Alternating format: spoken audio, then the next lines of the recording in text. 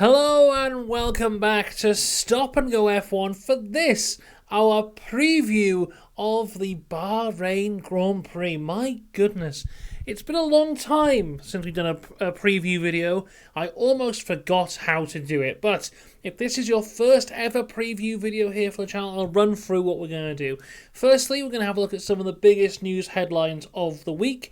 Once that is done, we would usually go to Special Helmet Street, but there is no Special Helmet Street. There's no Special Helmets this weekend, so we can't visit Special Helmet Street, but we will visit Upgrade Corner, which is quite surprising for the first race of the year, but we have a jam-packed Upgrade Corner coming up later on. Then we'll have the practice roundup. I'll take a look at the two practice sessions that we've had today and kind of give my opinion on what's going on there, and then we finish it all off with my two predictions. And my two predictions, they've never not been true.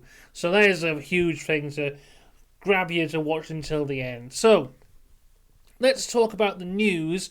What have we got to talk about? Well, the biggest news story is the Red Bull investigation was concluded with Christian Horner being cleared.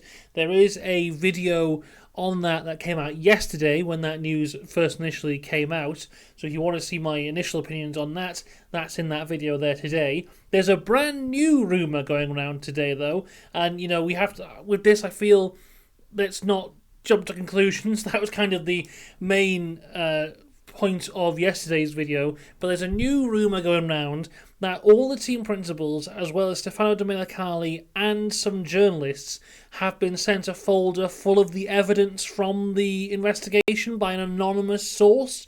So we'll see if that goes anywhere, because it's only coming from one person reporting this at the minute, and I hadn't heard of them before, which doesn't mean anything, really. Just because I haven't heard of them doesn't mean anything, but I'd take that with a pinch of salt at the minute. But that seems to be getting a bit of steam, so that might come back later on, maybe next week when we talk about the news again, but that's where we are at the minute. Christian Horner has been cleared by Red Bull, but it's probably not over, is what I'll leave with that. And someone else whose career is... Oh, I've just dropped my pen on the floor, don't worry. I have a second pen. Someone else whose career we thought might have been over, but isn't, is Gunther Steiner, as he's been picked up by German media to cover the Formula One. But there's been a new insight into what led to his departure from Haas now. He's been speaking to a Dutch journalist, Jack... I should have read this surname before this video. Pluij. P-L-O-O-I-J. Well done, Jack. Anyway, he's been talking to Gunther Steiner, and he had this to say. Gunther and I spoke at the beginning of the week, but we weren't allowed to ask how it exactly went with Haas and what he would do. But then he sent me a message allowing me to tell what had happened. Gunther had found a $20 million sponsor, but told Gene he wanted shares in the team in order to stay and continue their relationship. Haas did not accept this, and Steiner himself left the team. Now, this is very interesting if true, because this is a dramatically different story from what we were told when it initially happened. We were told it was basically Gene Haas not renewing the contract of Gunther Steiner, so he wouldn't continue from there. Even when Gunther appeared at Autosport, this was never mentioned. This has not been mentioned at all until now. So again, I'm taking this with a pinch of salt, if I'm honest, but there are things in there which do add up. We've spoken before about kind of Gene Haas's ego of it. He wants to be the guy who takes Haas to success, and he's not accepting help from anywhere else. So Gunther having shares, I think, would go very much against Gene's ideology for the team. And also, a $20 million sponsor would be great for Haas, but maybe not with the added thing of Gene having to sell a bit of his team. So I think that could be true, but I'm not 100% on board right now. And moving to someone else who isn't in F1 at the minute, Mick Schumacher, because at the minute it's reported that Mick Schumacher's name is not at the top of anybody's wish list in terms of a driver for 2025, including Mercedes and Alpine. And Alpine have confirmed that he will not be receiving a Formula One test with them, as they want to fully focus him on the WEC programme. Now, to be fair, I can understand where Alpine are coming from here. They've brought him in to do WEC work, so why would they put him in a Formula One car? Mercedes, with Lewis leaving, you'd think that he would be discussed, but at the minute, if you've got a choice between Mick Schumacher and Kimi Antonelli, then I would go for Kimi, because Mick, I think Mick was hard done by in his F1 career, and I think he could definitely improve and definitely be better, but I'd rather take a risk on Kimi if I was to pick between the two. We'll talk about F2 and F3 later as well. I forgot to mention that. I should write that down on my notes right here. Before my predictions, I will do F3, F2. There we go. So, yes, Mick Schumacher, not on the top of anyone's list, but Kimi Antonelli has been revealed as basically the reason as to why Mercedes did not offer Lewis Hamilton that long-term deal with basically giving him the 1+1. Toto Wolff has come out and made a statement this week about it, basically comparing it to Max Verstappen in 2014, when it was Max choosing between Red Bull or Mercedes. And the reason he went to Red Bull was because Red Bull could offer him that seat immediately in the Toro Rosso, whereas in the Mercedes they had Lewis and Nico, and they weren't going to drop either of them, so they couldn't offer Max the same things Red Bull could. Toto Wolff said this: there was a situation many years ago we had the opportunity to let Max drive, and that wasn't possible back then because we didn't have a cockpit. Rosberg and Hamilton were tied to us long term, and Red Bull naturally seized the opportunity. They gave him a contract with Toro Rosso with a possibility of driving for Red Bull in the following year. We then lost a young driver, and you can see how successful he's become. And precisely because he was a junior on the horizon who is driving really well at a very high level, I simply wanted to keep that option open. Wolff has confirmed that Ancelotti will do some private running in 2022, in the 2022 car, noting that Mercedes will run a big test program for him in 2024, and we'll see if he's ready for 2025 or 2026, if there'll be a different situation. The conundrum over opting to hold back until 26 is what would require another driver stepping in for 2025, assuming that George Russell remains in the other seat and that his contract is extended by another year. Wolff said the driver market will be incredibly interesting because really strong people will be available for 2025, and Mercedes will review the situation over the next 2 to 3 races. So, yeah, basically they didn't want to give Lewis a long-term contract just in case Kimi Antonelli was really good and they wanted to put him in their car, which is understandable, and I think it's actually very comparable to the Alpine situation of a few years ago, where they had Alonso, but they wanted to put Piastri in the car, so they weren't going to offer Alonso a long-term contract. And basically what happened there is they lost both of them. Hopefully this will work out a bit better for Mercedes because they've already lost Lewis. But in both situations here, you have a legend of the sport in Lewis Hamilton or Fernando Alonso, and you have a young up-and-coming driver in Oscar Piastri or Kimi Antonelli. And in both these situations, the team principal has gone, right, we've got to get rid of someone to get this young guy in. And neither Otmar at the time or Toto Wolff has gone, how about we get rid of the other driver? Because, Alpine had an opportunity to have a driver pairing of Fernando Alonso and Oscar Piastri, and instead they said, no, we'll keep Esteban Ocon. And in the exact same way, Mercedes here have an opportunity, well, they had an opportunity, to run a pairing of Lewis Hamilton and Kimi Antonelli. And instead they go, no, George Russell, we'll keep him. And, George Russell is a very good driver, but he's not as good as Lewis Hamilton. That was massively proved last year. Lewis walked all over him last year. It's very, under the radar how bad of a year George Russell had last year. I think mainly because he was born in Great Britain. It's not kind of vocalised as much. But up until the last race, he only had one podium all year. He really was not doing well. And, if I was in the position where I go, you can keep George Russell or Lewis Hamilton, I'd go, Lewis Hamilton, please. And I'd do that 100 times out of 100. The same way, if I was in Alpine position, they go, you can either have Fernando Alonso or Esteban Ocon. I go, Alonso, I'll take Alonso, thank you. It's weird to me that so many team principals go, oh, that guy's getting a bit older. And it's only just looking at the results.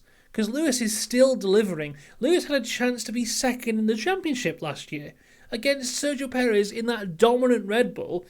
Lewis still could have finished second, And Fernando was still massively delivering for Alpine. The Alpine car let Fernando down in the end, and then we saw him went to Aston. He was still doing fantastically. When you've got drivers like a Lewis Hamilton or a Fernando Alonso, who are these generational talents who are consistently good, you don't have to apply the same rules of age to anyone else.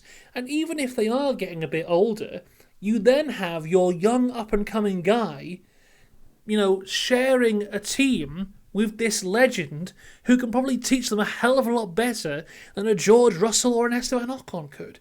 I know you've invested in George as your next big thing, and who knows, that might work out at some point, but as of right now, all he's proved is that he's much younger and not as good as Lewis Hamilton. I know he beat him in the first year, but there's a hell of a lot going on in that first year, external factors that affected Lewis's performance. I think last year is the year to look at as two guys in equal machinery going for it, and Lewis decimated him. So, yeah, I don't know why these team principals are making these decisions. And I wonder, maybe if we go, 10 years down the line, will we have a position like in Red Bull where they go, well, we have Max Verstappen, the a million-time world champion with 7 billion wins, or we have this guy who's won one race, but we have a young guy coming in. So what we'll do is we'll kick out Max Verstappen. It doesn't make much sense to me, and it's weird to see history kind of repeat itself across different teams. Let me know what you think. I kind of rambled on a little bit there.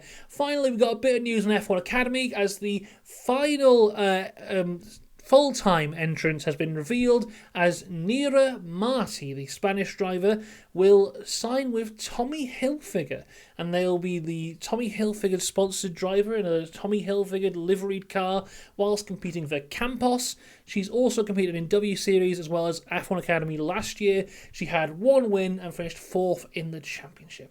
So fantastic stuff for that there. And it now means we have a full grid of F1 Academy, which will be next weekend is their first race. Of course, we'll be covering that on the channel. I'm very much looking forward to it. I'm very excited for F1 Academy to see what they can bring to the table. So, there you go. That is the news, everyone.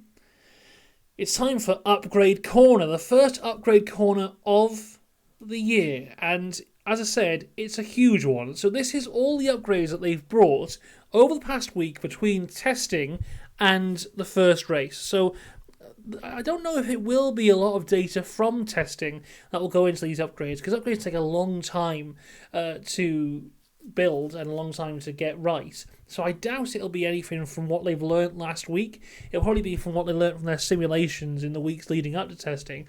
But nonetheless, a lot of stuff coming. Firstly, let's start with Aston Martin. They basically got a whole new car. So new front wing, new nose, new floor body, new floor edge, new side pod inlets, new engine cover, new rear suspension, new rear corner, new beam wing. That's it for Aston. Yeah, so 9 upgrades for them, all performance-based upgrades. We then go across to Alpine, who haven't brought that much, just new front wing, floor edge, and another part of a front wing. So 2 upgrades on the front wing, 1 on the floor edge. Not that much for Alpine. Then we go to Williams, and my goodness, right? So this is what Williams have brought.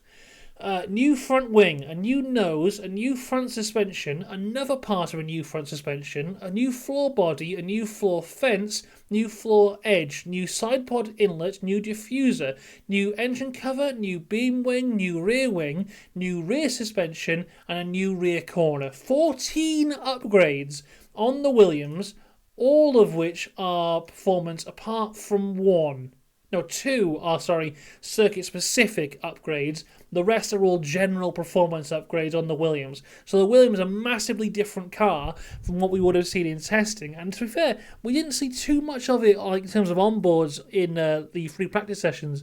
But what we did see, it did seem like a much more stable car. And what I said basically from testing is that the car didn't look too stable, but I do think it will have an aggressive upgrade path throughout the year. So I wouldn't be surprised if maybe it is towards the back at the start of the year, but will get quicker and quicker as we go. And that has started already here with 14 upgrades coming to the first race, which is pretty incredible. We go to the Racing Bills now, who also have a lot. So new nose, new front wing, new front suspension, new front corner, new floor body, floor edge, diffuser, side pod inlets, engine covers, cooling lubes, rear wings as well. We're seeing a lot of cooling lubes as well. I think a lot of teams are maybe a bit worried of overheating, especially Alpine. They seem to be a bit terrified of overheating. So 11 upgrades for Racing Bills. Then we go to Racing Bulls. Front wing, nose, side pod inlet, floor edge, cooling lubes, engine cover, front wing end plate. Only there's 7 for them. Mercedes, front wing, side pod inlet, floor body, engine cover, beam wing, rear wing. Haas, front wing end plate, front wing, side pod inlet, floor body, floor fences, floor edge, engine cover, front suspension, front corner, rear suspension, rear corner. Then Scuderia Ferrari, side pod inlet, engine cover, rear corner. McLaren, side pod inlet, engine cover, floor edge, rear wing. Stake F1 Team Kick Sauber, front suspension, engine cover, floor body. So as we go through there, a few people bringing less and less, but everyone's brought something. I think Stake F1 Team Kick Sauber have brought the least, and it was Williams bringing the most. But yeah, people bringing a lot of upgrades to this race here. So the cars may be massively different from the ones we saw 1 week ago. And, there are some performances out there that we'll talk about now, actually. Practice roundup time, everyone. So as we go into this, let's have a look at FP1, which was topped by Daniel Ricciardo in the Racing Bill. There was only 6 cars that went on the softs in the first practice sessions, and they were the McLarens, the Racing Bills, and the Stake F1 Team Kick Saubers. So the Racing Bills were first and fourth, the McLarens were second and third, and the Stake F1 Team Kick Saubers were 10th and 15th. So not looking good for them, but yet again, we don't know fuel loads, engine modes, whatever that might be. The really concerning thing, it seems to be, and I might be wrong on this, but FP1 seemed to be more race pace based, and FP2 appeared to be more qualifying pace based. And what's very concerning in FP1 is Haas. They did a few laps, got about 25 laps each. Kevin Magnussen was 19th, Nico Hülkenberg was 20th. The big concerning thing is the gap between Pierre Gasly in 18th and Kevin Magnussen in 19th was 2.3 seconds, which is bigger than the gap between Pierre Gasly and Daniel Ricciardo in first place. So the gap between 18th and 19th was bigger than the gap between 18th and 1st, which is huge. And I know Haas are rubbish, but they can't be that rubbish. It can't be allowed that they are that rubbish. They did get. Oh, I'm stuttering now because of how rubbish Haas are. But they did get better into FP2. But yeah, bad start to the day. Now, there have been a lot of rumours about Alpine over the week about how rubbish they are, and FP1 did not look good for them either. Ocon 17th, Gasly 18th.